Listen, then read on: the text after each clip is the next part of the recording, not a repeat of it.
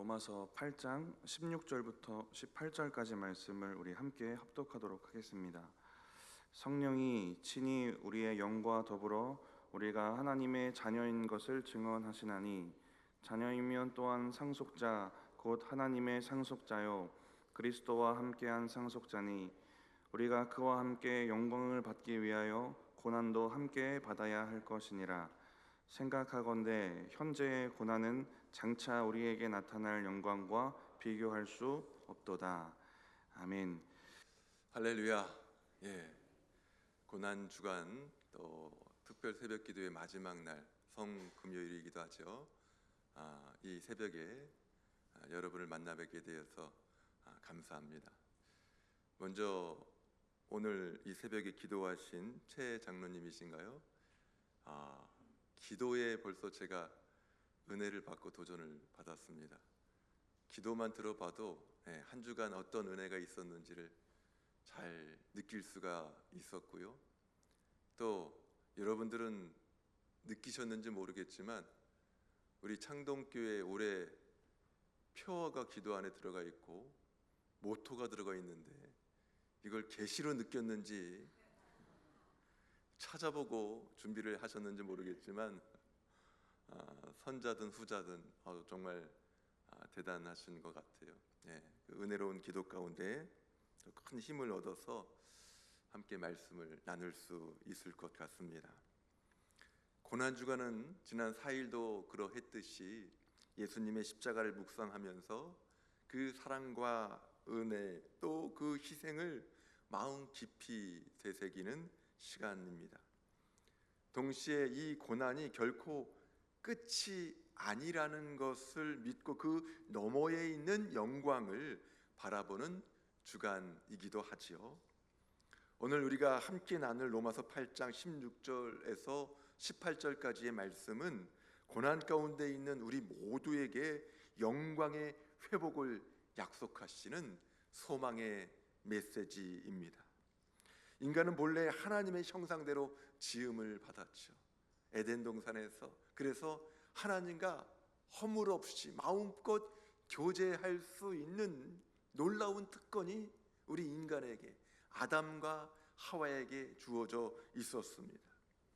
그러나 선과 악을 알게 하는 나무 열매를, 동산 중앙에 있는 그 나무 열매를 따먹지 말라고 했는데 뱀의 꾀임에 넘어가서 그것을 따먹음으로 말미암아서 이 땅에 죄가 들어오고 하나님과의 관계가 단절되었습니다. 로마서 3장 23절 말씀에도 모든 사람이 죄를 범하였음에 하나님의 영광에 이르지 못하더니라고 말씀하죠. 죄로 인해서 하나님의 형상이 깨어졌습니다. 하나님의 그 놀라운 성품을 우리 인간이 가지고 있었는데 그것을 다 내어버리고 말았습니다. 첫사람 아담은 하나님의 형상에서 이제 타락한 자로 전락하고 맙니다. 존재의 본래적인 영광을 상실하였습니다. 그러면 죄로 인해서 잃어버린 영광은 어떻게 회복할 수 있을까요? 인간의 노력에는 한계가 있습니다. 선행으로는 안 된다라는 것이죠. 율법으로는 불가능합니다. 세상에 많은 사람들이 그럼에도 불구하고 비나이다 3000배를 하고요, 착한 선행을 하고요, 무엇인가 인위적으로 자신의 뜻에 맞는 이 인간 본의의 행위를 통해서 하나님과의 관계를 회복해 보려고 하지만 그렇게 될 수 있는 문제가 아니죠. 그런데도 불구하고 소망이 있는 것은 예수 그리스도 안에서 회복이 가능하기 때문인 줄 믿습니다.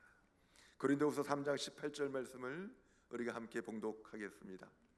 우리가 다 수건을 벗은 얼굴로 거울을 보는 것 같이 주의 얼굴 영광을 보매 그와 같은 형상으로 변화하여 영광에서 영광에 이르니 곧 주의 영으로 말미암음이니라. 아멘. 고린도후서 3장 18절은 바울이 구약의 모세와 신약의 성도들을 대조하면서 복음 안에서 나타나는 성령의 영광스러운 사역을 설명하는 절정의 말씀입니다.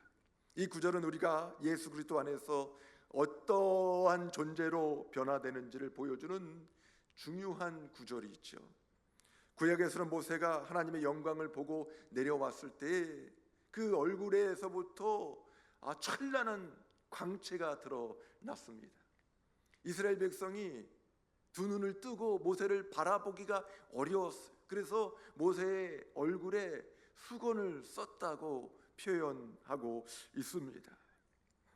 하나님을 만난 것이 아니라 하나님을 만난 모세만 봐도 눈이 부셨던 그러한 상황이었죠.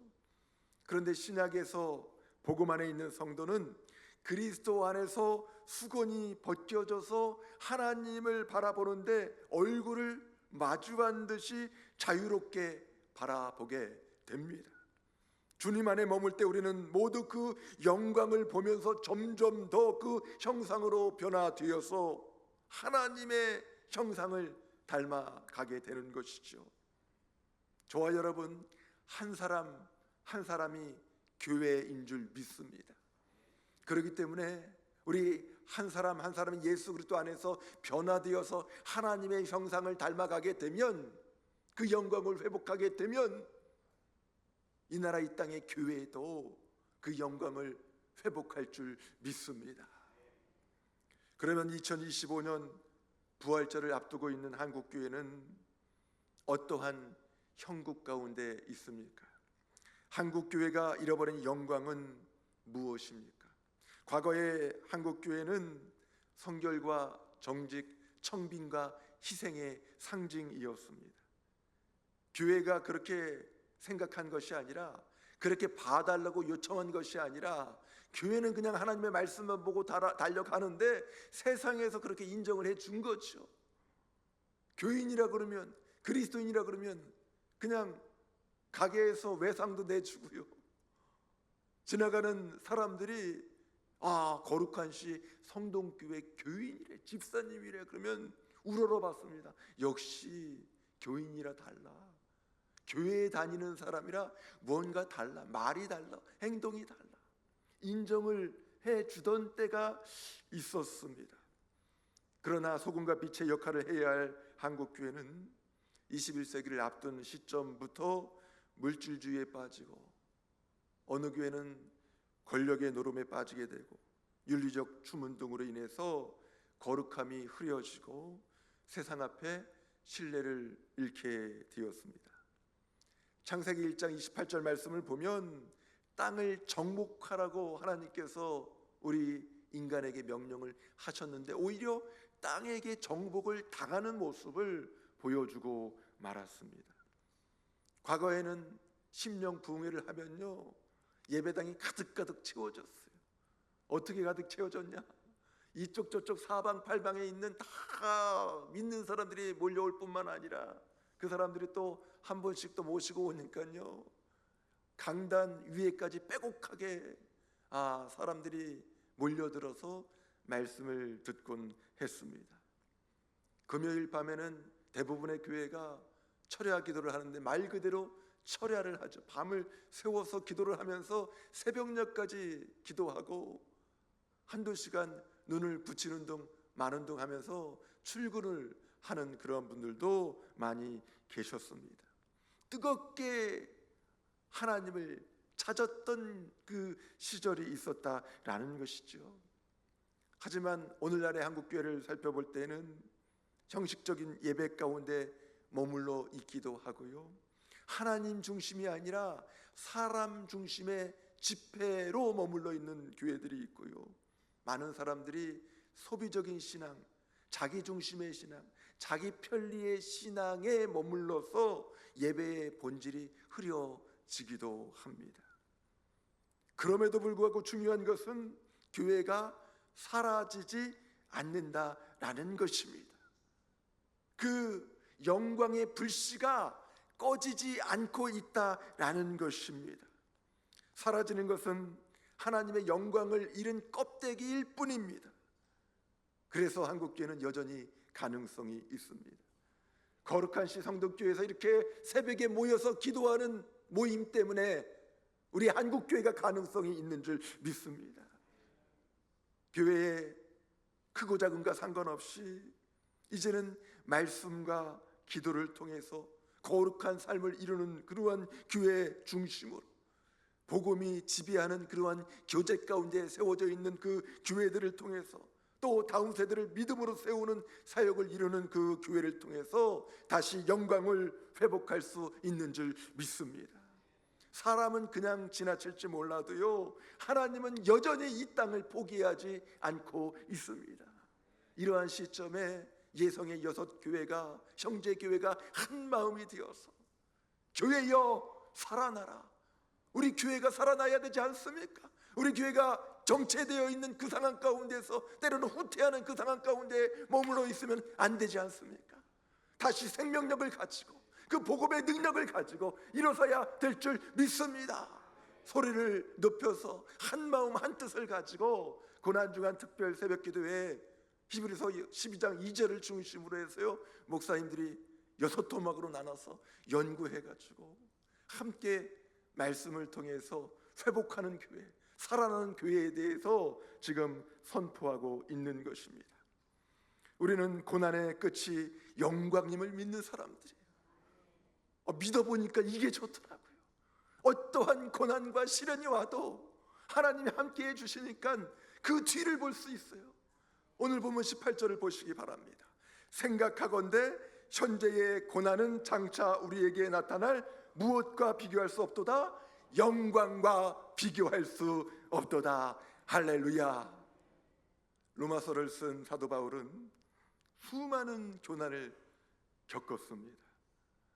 그가 가는 곳곳마다 복음을 전하고 그 하나님의 영광을 두드렸지만 그에게 허락한 것은 드러나는 어떤 상급보다도 수많은 매반접이 있었고요, 감옥에도 수차례 들어갔어요. 전과가 몇 범인지 모르겠어요. 배고픔과 또 많은 이 비판 가운데 사람들에게 시달리기도 하고요, 많은 사람으로부터 배신을 당하기도 했습니다. 하나님의 말씀을 전하고 또 안수기도를 하면 치유가 되고 회복되는 역사가 나타나는데 정작 자신에게 있는 안질인지 간질인지 그 질병에 대해서는 내 은혜가 내게 족하도다 3번씩이나 기도했지만 치유하지 않고 그것을 그냥 끌고 하나님의 사역을 감당하라는 그 말씀, 그 응답을 받기도 했지요. 여러 가지 고난과 시련이 예수 믿은 이후에 오히려 복음을 전하는 삶을 산 이후에 나타났습니다. 그러나 그는 말합니다. 이 모든 고난은 다 지나갈 것이고 장차 나타날 영광은 그것과 비교할 수 없도다. 이런 고백을 하는 거예요. 분명한 신앙을 가지고 있으니까 내 앞에 있는 그 시련이 크지 않다라는 거예요. 지나칠 수 있다라는 거예요. 동굴이 아닙니다. 막혀있는 곳이 아닙니다. 터널과 같이 한 순간 어두움에 갇혀 있을 수 있지만 그 터널의 끝에 밝은 빛이 있고 예수님의 영광이 기다리고 있다는 것을 알고 있으니까 그게 신나는 거예요. 여러분, 터널을 기차를 타고 가거나 자동차를 타고 지나갈 때 우리가 그것 때문에 두려워하거나 벌벌 떨거나 힘들어하거나 하지 않죠. 30초 있으면 이 터널을 지나간다, 1분 있으면 여기를 지나가는구나. 심지어 아이들은요, 기차를 타면서 터널을 지나가거나 자동차를 타면서 터널을 지나갈 때 거기서 막 소리를 지르고 노래를 하기도 합니다. 재미있어 합니다. 즐깁니다. 왜요? 그 끝이 밝은 것으로 인도하는, 더 빠르게 인도하는 길이라는 것을 알고 있기 때문에 그래요. 결국 이 세상은요, 사람의 뜻대로 되는 게 아니라 하나님의 뜻대로입니다. 결국 이 세상은요, 말씀을 이루어가는 방향으로 갑니다. 창세기 1장 28절에 땅을 정복하라, 땅에 충만하라, 모든 생물을 다스리라 하신 그 말씀 그대로 인간이 이 땅을 다스리고 정복해야 돼요. 그 과정이 어디로 이어지냐? 사도행전 1장 8절에 결국에는 하나님의 영이 임함으로 말미암아서 예루살렘과 온 유대와 사마리아 땅 끝까지 가서 복음이 전해지는 방향으로 하나님의 말씀이 기록되어 있기 때문에 우리 인류의 방향도 아무리 AI가 발달하고 뭔가 새로운 문화가 나타난다 할지라도 그 방향, 그 흐름을 타게 될 줄 믿습니다. 그래서 인생 전체를, 큰 그림을 하나님의 말씀을 목도하면서 그 방향에 세워놓을 수 있어야 합니다. 예수님의 십자가 고난도 그 자체로 끝나지 않았죠. 십자가 후에는 부활의 영광이 있었습니다. 그 부활은 인류에게 영원한 생명의 소망이 된 줄 믿습니다. 마찬가지로 우리 성도들의 고난도 부활의 영광을 향해 가는 여정이죠. 그런 의미에서 믿는 사람들의 인생은 어떠한 고난이 있더라도 얻을 게 더 큰 게임이라고 할 수 있습니다. 우리가 구주와 주님으로 믿는 예수님은 원래 하나님과 동일한 본체로 영광 가운데 계신 분입니다. 그런 예수님께서 하늘 보좌에서 누리시던 그 신성의 권위, 하늘의 영광, 무한한 존귀를 자발적으로 포기하셨어요. 빌립보서 2장 6절부터 8절까지 말씀을 같이 봉독하겠습니다. 그는 근본 하나님의 본체시나 하나님과 동등됨을 취할 것으로 여기지 아니하시고 오히려 자기를 비워 종의 형체를 가지사 사람들과 같이 되셨고 사람의 모양으로 나타나사 자기를 낮추시고 죽기까지 복종하셨으니 곧 십자가에 죽으심이라. 아멘. 예수님은 창조주이시지만 피조물의 모습으로 오셨어요. 그러면 안 되는 분이 하늘의 왕에서 사람의 종으로 섬김을 받는 자에서 섬기는 자로 이 땅에 오신 것입니다. 그 결과 세상이 보기에는 영광을 잃은 자처럼 보이기도 했지만 그것이 진정한 섬김의 영광이었습니다. 세상의 가치를 뛰어넘으니까 세상 사람들은 그것을 받아들이거나 이해하기 어려워했던 것이죠. 사람의 모습으로도 가장 천한 것인 마구간에 태어나셔서 그렇게도 말을 듣지 않는 제자들의 그 더러운 발을 손수 씻으시면서 그 낮아지심을, 그 겸손한 삶의 모습을 실제로 보여주셨습니다. 마침내는 십자가 앞에서까지 낮아지신 모습을 보여주십니다. 여러분, 오늘이 성금요일인데요, 사형수로서의 예수님에 대해서 깊이 생각해 보셨습니까? 하나님이신 완전한 또 인간이기도 한 예수님이 이 십자가 앞에서 두려워하는 모습을 상상해 보셨습니까? 그 모습이 겟세마네 동산에서 기도하는 모습을 통해서 나타나고 있지요. 얼마나 두려웠던지 내 마음이 매우 고민하여 죽게 되었다고 말씀하십니다. 십자가의 육체적인 고통뿐만 아니라 하나님과의 영적인 단절, 또 죄를 짊어지는 고통을 내다보면서 고뇌하셨던 것이죠. 내 아버지여, 만일 할만하시거든 이 잔을 내게서 지나가게 하옵소서, 이렇게 기도를 드립니다. 그러면서 바로 그러나 나의 원대로 마시옵고 아버지의 원대로 하옵소서라는 기도를 드리지요.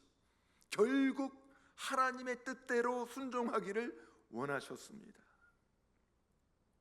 오래전 기독교 잡지에, 기독교 월간지에 실렸던 이야기를 들려드리겠습니다. 만삭이 된 한 여인이 한참 추운 겨울밤에 선교사 마을을 찾아가고 있었습니다. 영하 16도의 혹한 속에서 한 걸음을 올라가면 두 걸음을 미끄러지고 두 걸음을 올라가면 또 세 걸음 미끄러질 수밖에 없는 그런 어려운 곳입니다. 아무도 없는 깊은 산속에서 결국 아기를 낳게 되었습니다.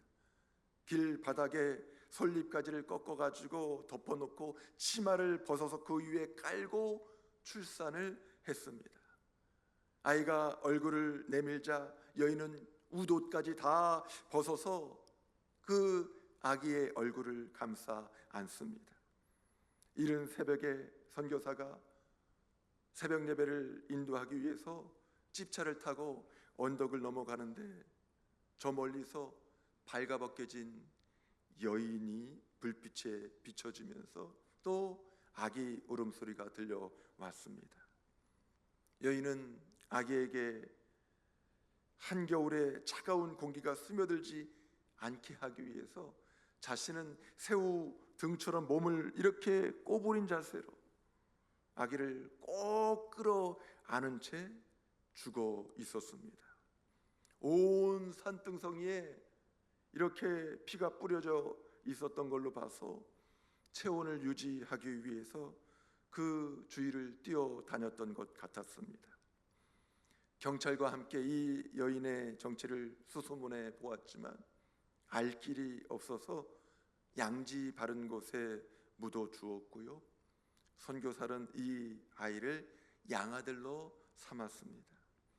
이제 이 아이가 커가지고 청소년이 되었을 때 선교사가 고국으로 돌아가게 되었습니다. 아이를 불러다 놓고 자초지종을 다 이야기하고 물었습니다. 양아버지인 나를 따라가겠니? 아니면 너의 어머니 나라인 여기에 남겠니? 이제 네가 선택해야 할 때가 왔다. 충격을 받은 아들은 방문을 걸어 잠그고 식음을 전폐하고 흐느껴 울기 시작했습니다. 추운 겨울 맨발로 밖을 뛰쳐나갔습니다. 달리고 뛰던 이 아이는 동구 밖을 빠져나가서 하늘을 향해서 오열을 하면서 절규하기 시작했습니다. 어머니, 어머니, 나의 어머니. 어머니의 무덤에 달려가서 무덤 주위에 난 가시나무를 꺾고 갈대잎을 다 뽑았습니다. 그리고 쌓인 눈을 다 쓸어내렸습니다. 그리고 나서는 한 자락 한 자락 자신의 옷을 다 벗더니 어머니의 무덤을 감싸 안습니다. 쌓인 눈 위에 발가벗은 채로 무릎을 꿇고 이렇게 말했습니다. 어머니, 이만큼 추우셨습니까? 핏덩어리 같은 날 살리기 위해서 어머니께서 죽으셨다죠. 날 살리기 위해서 다 벗으셨다죠. 내가 이제 어머니를 위해서 할 수 있는 일이 도대체 무엇입니까? 뒤쫓아온 선교사 부부는 너무나도 장엄하고 엄숙하고 위대한 이 상황에서 만류조차 할 수 없었고 그저 큰 소나무 뒤에서 바라만 보고 있었습니다. 오래전 이야기이지만 다시 되새겨 보아도 은혜가 되고 정말 감동적인 그러한 이야기라고 생각을 합니다. 이 이야기를 통해서 예수님의 십자가를 그려볼 수가 있죠. 예수님은 고난과 죽음을 통해서 인간의 죄를 짊어지심으로 외형적으로는 철저히 영광을 잃은 자처럼 보였습니다. 채찍에 맞으시고요, 가시관을 쓰시고요, 십자가에 달리셔서 수치와 고통, 모욕과 함께 죽임당하는 모습을 보면 영광에서 철저히 배제된 성자 예수님으로 보입니다. 하지만 예수님은 영광에서 제외된 분이 아니라 영광을 내려놓으신 분이었습니다. 우리를 살리기 위해서 자신은 철저히 낮아지셨습니다. 그러한 예수님께 어떠한 결과가 있었습니까? 빌립보서 2장 9절부터 11절 말씀을 같이 봉독합니다. 이러므로 하나님이 그를 지극히 높여 모든 이름 위에 뛰어난 이름을 주사 하늘에 있는 자들과 땅에 있는 자들과 땅 아래에 있는 자들로 모든 무릎을 예수의 이름에 꿇게 하시고 모든 입으로 예수 그리스도를 주라 시인하여 하나님 아버지께 영광을 돌리게 하셨느니라. 아멘. 예수님은 십자가에서 비하의 극점을 경험하셨으나 부활과 승천으로 하나님의 보좌 우편에 앉으심으로 영광을 회복하신 줄 믿습니다. 그 영광은 과거보다 더 풍성하며 이제는 죽임을 당한 어린 양으로 영원히 찬송받으실 영광입니다. 계시록 5장 12절은 이렇게 말씀하고 있습니다. 죽임을 당하신 어린 양은 능력과 부와 지혜와 힘과 존귀와 영광과 찬송을 받으시기에 합당하도다. 아멘. 놀라운 것은 우리가 하나님의 형상을 잃어버렸을 때에 예수님은 하나님의 형상이신 자신을 낮추어서 우리로 하여금 하나님의 자녀로서의 영광을 다시 입게 하셨습니다. 이 말씀이 저와 여러분에게 소망을 주고 있습니다. 결국 우리에게 있어서 고난은 하나님의 자녀라는 증거가 됩니다. 오늘 로마서 8장 16절 17절을 한번 같이 읽어볼까요?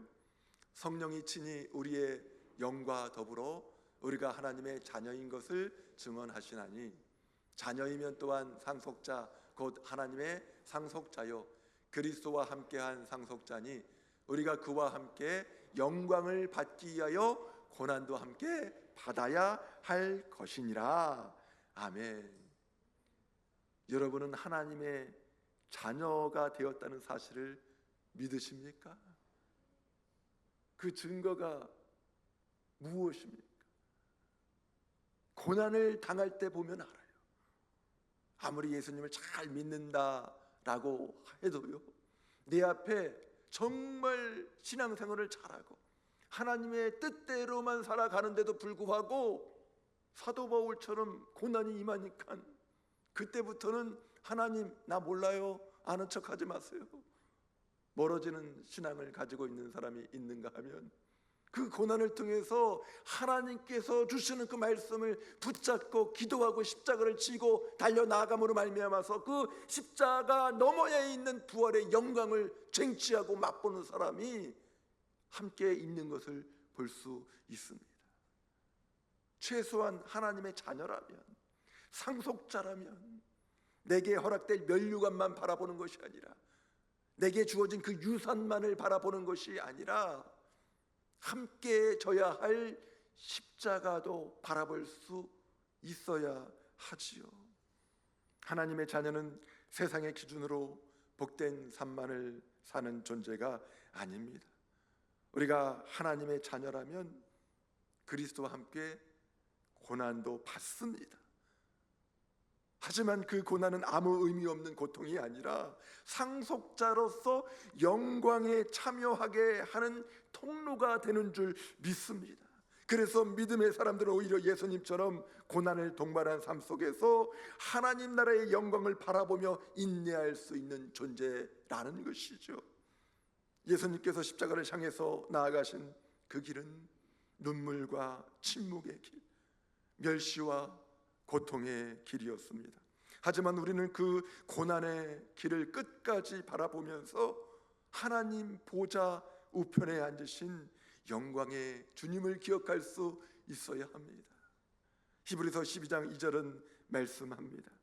그는 그 앞에 있는 기쁨을 위하여 십자가를 참으사 부끄러움을 개의치 아니하시더니, 같이 있습니다. 하나님 보좌 우편에 앉으셨느니라. 할렐루야. 십자가는 끝이 아니었습니다. 그 너머에는 하나님 보좌 우편이라는 영광의 회복이 있었습니다. 예수님과 함께 고난받는 자가 결국 예수님과 함께 영광도 받는 줄 믿습니다.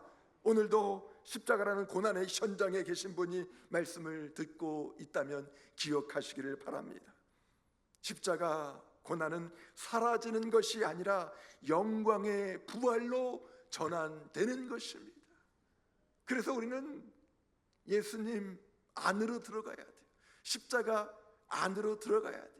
십자가가 전혀 거추장스러운 것이 아니라 내 믿음의 결과물이 되고 이것이 결국에는 영광으로 전환된다는 것을 깨달아야 됩니다.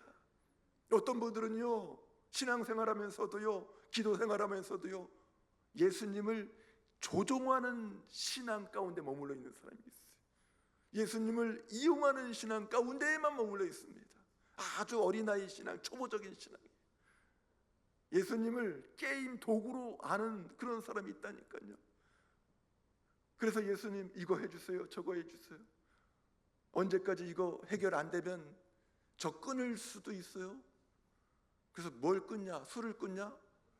담배를 끊냐? 결단하겠다는 거냐? 물어보니까 교회를 끊을 수도 있어요. 예배를 끊을 수 있어요. 기도를 끊을 수 있어요. 알아서 해요. 그렇게 리모컨을 가지고 마치 예수님을 조종하듯이 신앙생활하는 사람이 있습니다. 이거는 신앙이 아니죠. 이거는 더 이상 전진해 나가기가 어렵습니다. 그거는 예수님을 믿는 게 아니라 자신을 믿는 거예요. 예수님을 수하에 두고 있는 거예요. 오늘날 한국교회가 정체되어 있는 이유 가운데 한 가지가 바로 이거예요. 내가 예수님 밑으로 들어가야 되는데, 내가 십자가 안으로 들어가야 되는데 십자가는 던져놓고 예수님 이렇게 안 하면은 나 생각해 볼 거예요. 다음 주부터 안 나와. 이게 대단한 어떤 위세가 돼가지고 신앙을 저울질하는 그런 어리석은 모습을 보여준다는 거죠. 아닙니다. 그럴 수 없습니다. 내가 예수님의 십자가 때문에 구원받은 자라면 그 밑으로 들어가야죠. 예수님 어떤 말씀이든 내가 달게 받겠습니다. 달게 먹겠습니다. 나를 위한 하나님의 뜻이라면 십자가라도 달게 치겠습니다. 예수님께서 그냥 따라오라고 말씀하지 않았어요. 자기를 부인하고 자기 십자가를 지고 나를 따르라 그랬어요. 나를 부인하고 나를 내려놓고 나의 이런 정욕과 거짓과 탐심을 다 내려놓고 실어놓고 내 심령이 가난해져 보니까 천국이 임하고 그제서야 내 눈앞에 내가 져야 할 십자가, 내가 져야 할 사명, 내가 해야 될 기도 제목이 보이기 시작하는 거예요. 그걸 지고 주님을 따르니까 따를 수 있겠더라고요. 그걸 지고 주님을 바라보니까 주님의 영광이 보이기 시작하더라고요. 내 눈앞에는 때로는 현실이 너무너무 무겁고 어려운 짐이 있는데, 자녀들이 그렇게 속을 썩히고 있는데, 이 물질 문제가 해결이 안 되고 있는데, 그런데 그것을 십자가로 알고 먼저 그의 나라와 그의 의를 구하며 묵묵히 기도하며 예비하며 주님을 따르고 있으니까요. 결국에는 로마서 8장 28절 말씀처럼 나는 사랑했을 뿐인데, 나는 주님만을 바라봤을 뿐인데 모든 것이 합력해서 선이 이루어지는 역사가 우리 앞에 나타나게 될 줄 믿습니다. 신앙은 그걸 경험하는 거예요. 고난 가운데서도 기뻐할 수 있는 이유가 여기에 있어요. 나는 당당하다, 나는 떳떳하다, 나는 하나님과 함께한다, 나는 하나님을 사랑하는 그 방향에 서 있기 때문에 하나님이 이것조차도, 이러한 어려움조차도 선으로 바꾸실 줄 믿습니다. 이러한 고백이 저와 여러분 가운데 이 고난 주간을 지나가면서 함께 드러나서 부활절에 연합으로 모여서 예배할 때는 그 기쁨을 나눌 수 있는 은혜가 있기를 주님의 이름으로 축원합니다. 하나님 아버지 감사합니다. 예수님의 십자가 죽음과 부활을 통해서 우리에게 영원한 생명, 영원한 구원을 허락하여 주셨으니 참으로 감사합니다. 우리의 눈앞에 있는 고난마저도 마음에 품고 영광을 바라보는 믿음을 갖게 하시니 감사합니다. 한 사람 한 사람이 하나님의 형상을 회복할 때에 우리 교회가 영광을 회복하여서 온 세계에 빛으로 소금으로 믿음의 영향력을 끼치게 하여 주시옵소서. 예성의 6교회를 택하여서 함께 새벽 기도회를 열게 하시고 함께 연합예배 가운데 나아가게 하시니 감사합니다. 우리 예성의 6교회가 이제 주님의 마음과 합하여져서 주님을 찬양하고 노래하고 섬기며 나아갈 때 또 온 교회에 살아나는 역사가 나타날 수 있도록 주님 말씀으로 흥황케 하시고 부흥케 하여 주시옵소서. 이 나라와 이 민족을 긍휼히 여겨 주옵소서. 믿음의 위정자를 보내주시고 그 주변에 많은 기도하는 일꾼들을 세워주셔서 이 나라가 아버지여 하나님을 바라보고 전진해 나아갈 수 있는 믿음의 나라로 세워주시옵소서. 다음 세대에게 지속적으로 믿음이 전수되어서 끊임없이 하나님을 경외하고 하나님을 찬양하며 주님 앞으로 나올 수 있는 다음 세대 자녀들이 모두 되게 하여 주시옵소서. 이 시간도 마음을 담아서 주님의 고난에 동참하는 의미에서 귀한 예물을 올려 드립니다. 주께서 연락하여 주시고 하나님의 은혜와 복으로 채워 주시옵소서. 예물이 쓰여지는 곳곳마다 어둠이 물러가고 빛이 임하며 하나님의 영광이 드러나게 하여 주시옵소서.